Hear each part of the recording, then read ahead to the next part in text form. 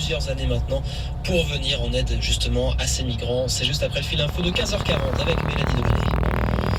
Tous les syndicats de médecins libéraux appellent désormais à la grève dès le 13 octobre. La Confédération des syndicats médicaux français invite à son tour les médecins libéraux généralistes ou spécialistes à suivre ce mouvement pour réclamer une hausse du tarif de la consultation après l'échec des discussions l'hiver dernier.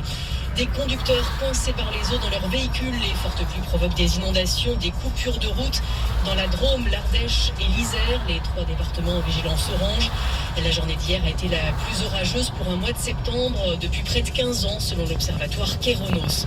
Emmanuel Macron annoncera le détail lundi prochain. Elisabeth Borne a réuni les chefs de file des partis politiques ce matin pour leur présenter la planification écologique. Rendez-vous boycotté par les Insoumis qui parlent d'opération de communication. Le coordinateur de la France Insoumise, Manuel Bompard, assure par ailleurs qu'il ne retournera pas voir Emmanuel Macron si une nouvelle rencontre a lieu. Une fois une loi votée, les ventes de carburant à perte seront autorisées à partir du 1er décembre prochain et pour 6 mois, indique le ministre de l'économie.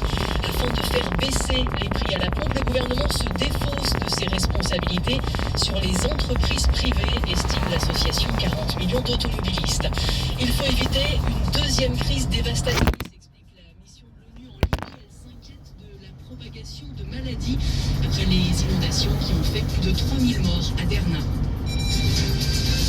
France Info. Pas question de laisser l'extrême droite s'emparer du sujet de l'immigration. Gérald Darmanin va rencontrer son homologue italien à Rome dans la soirée pour évoquer les arrivées massives de migrants sur l'île de Lampedusa.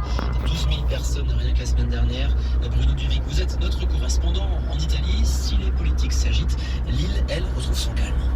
Oui, et avant de vous parler de Lampedusa où je suis, je voudrais vous dire un mot de ce qui se passe actuellement à 1 heure de vol dans le sud de la Sicile.